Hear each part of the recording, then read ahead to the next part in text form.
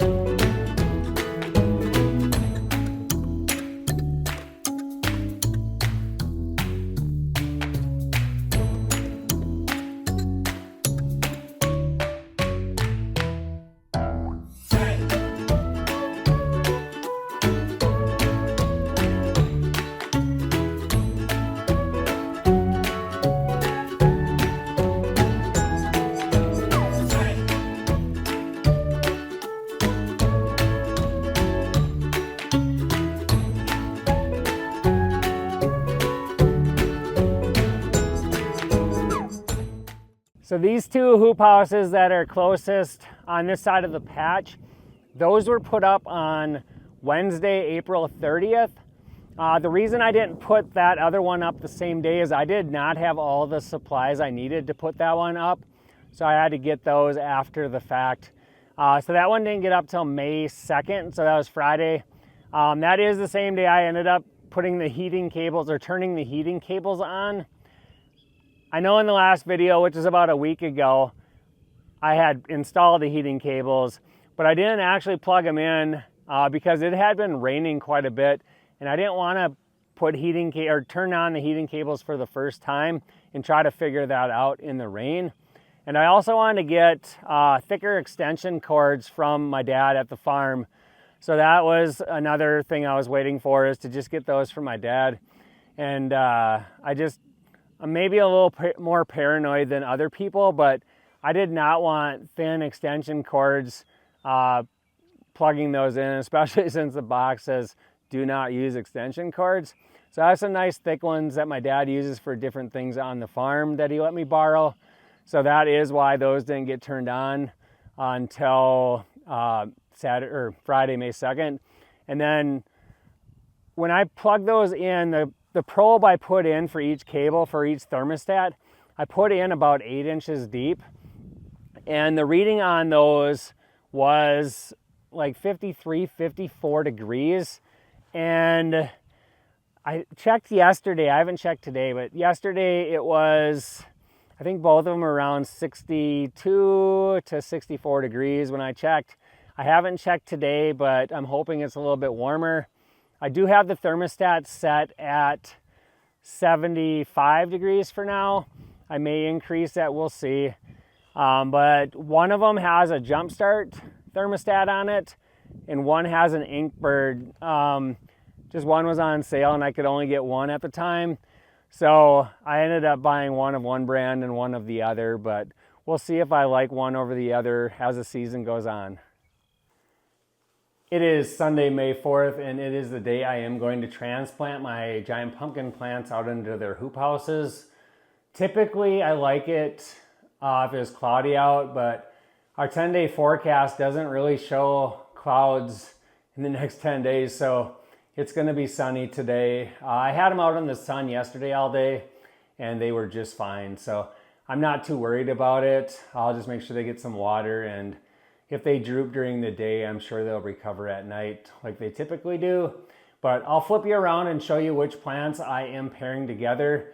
If you notice, you can see my patch outside with the hoop houses. That's where they will be going in a few minutes here. Stay tuned. So I have the plants next to each other that will be paired together in the hoop houses. I like to double plant my pumpkin plants, and then after they get growing for a little while and take off, I end up cutting one off. Just so that way I have choices out there. Sometimes it's difficult if the plants are growing about the same and you have to make a decision. But the first pair that I have here is the 1977 Ford and the 2177 Ford. As you can see, there's a big difference in these two plants. I do want to grow the 2177 Ford. So that's fine that the 1977's behind. The 1977 also has some weird coloring. I think when I put it into the bigger pot, I actually might have damaged the roots on that one. So that might be why it's growing like it is. These two here are the 1931 Turners. Those will get transplanted together. This may be my best plant. So that's fine if this one ends up getting cut off. I do have another 1931 Turner that is actually potentially a little bit bigger than this one, but it's in a bigger pot and I want to leave that for one of my daughters to grow. So I am going to put these two in the patch. And then on the right here is the 2190 Bledsoe. And there's that leaf that was kind of growing funny early on. That's the second true leaf. And the first true leaf was kind of drooping. It has been for, the past week or so. But the new growth looks pretty good on this one. And then this is my 1970.5 Turner, which actually looks a little bit better than the 2190 Bledsoe. But we'll see how they grow once they're outside. But those two will get put together as well. These two are actually going in the hoop house that does not have heating cables, so they probably will take off a little bit slower than the rest. Here's a better look of the hoop houses outside. That's where we will be going here in a second. So I'm getting ready to put my plants outside, but I wanted to show you a quick visual on why I put T-posts in the middle in the center of my hoop houses. If you look at those pipes I have, it's like PEX or flexible pipe that I ended up using that I bought a couple years ago because I thought it would bend better for the hoop houses. Well, it is too flexible, and if I didn't have those T-posts up, it would completely collapse, especially in wind or whatever, but it would just fall over. So if you see those blue pipes, that is why I have T-posts. The first year I did this, I struggled with how to keep my hoop houses up, and I was about ready to give up. But I ended up doing the T-post and zip tying it to it, and that's made all the difference. So I've been doing this every year. I probably could just buy better pipes for these, but it does work, and I am kind of frugal or cheap or whatever you want to call it. I need to put my money in other places like fertilizer and heating cables and stuff. So if you look here, this is pipe I bought this year. So this is 1/2 inch. I guess some of it I bought last year for my swamp patch, but then I ended up getting more so I can make these taller than I had last year. But that is 1/2 inch Schedule 40 PVC. That is much stronger, holds up a lot better. If you can tell that they're actually straight compared to what you saw on these hoop houses. But both will work. I don't see any issues with them holding up to the wind. I just got to check them every so often, but just wanted to show you, do not get that flexible piping because it does not work great unless you use something else to reinforce it. Okay, so we're at my hoop house for my 1931 Turner plants. They're both right here. One's gonna go right here, one's gonna go right here. As you can see, I double plant my plants. Others growers don't. But this will be my first time planting with the heating cables, so I'm gonna have to be extra careful. I think I put them deep enough, plus I like to mound up my soil so the plants are up a little bit to help just keep them up, keep them a little warmer. I am going to put the bigger one on this side, the smaller one over here. I'll dig down a hole, make sure the soil is nice and fluffy, and I'll put some mycorrhizal inoculant in there, some azos, a couple or a few super starter packs, and then I set the pot in to make sure that I have the hole deep enough and good enough. And then I will cut the bottom off the pot, and then I'll cut down the side of the pot and peel it off. In the past, I've got my soil nice and wet before doing this, and I've had issues with it kind of crumbling. I had somebody comment on a video last year that transplants a lot of plants. I think the family owns a greenhouse, and they said that they transplant better when they're dry. I just did my 1970.5 Turner and the 2190 Bledsoe. I didn't water those down, and they held together pretty well.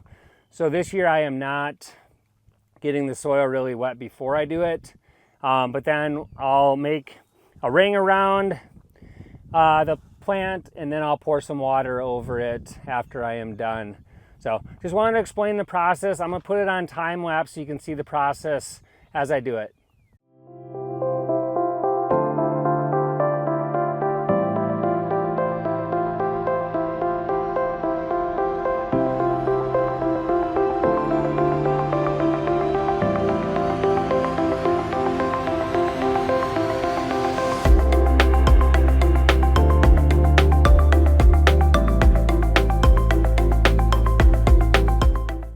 Okay, now that the plants are in the ground, I just want to show you both of them so we can see the progression throughout the year. But this is the 1970.5 Turner on the left and the 2190 Bledsoe on the right. These are both 1931 Turners. This is the 1977 Ford on the left and the 2177 Ford on the right. I actually, when I was trying to make the little moat around the plant, I actually caught the second true leaf on this one and almost broke it. I did break the cod on it, but I'm not too worried about that because that's mainly just there to get the rest of the plant going. So I think it's good. We'll see how it progresses. So I'm standing under my lean right now for our horse barn just to get in the shade quick. And out of the intense sun we have today. It's the hottest day we've had this spring, which is probably not the best day to be transplanting my plants, but they seem to be doing okay. That plastic, actually, I think it's 6 mil plastic on those hoop houses, and it seems to be shading them and actually providing some protection from the sun. But you can see them back there. This is where my video is going to wrap up. I do appreciate you following along. Please subscribe. And if you have anything you want to see in a future video, let me know and I'll try to work it in. Thank you.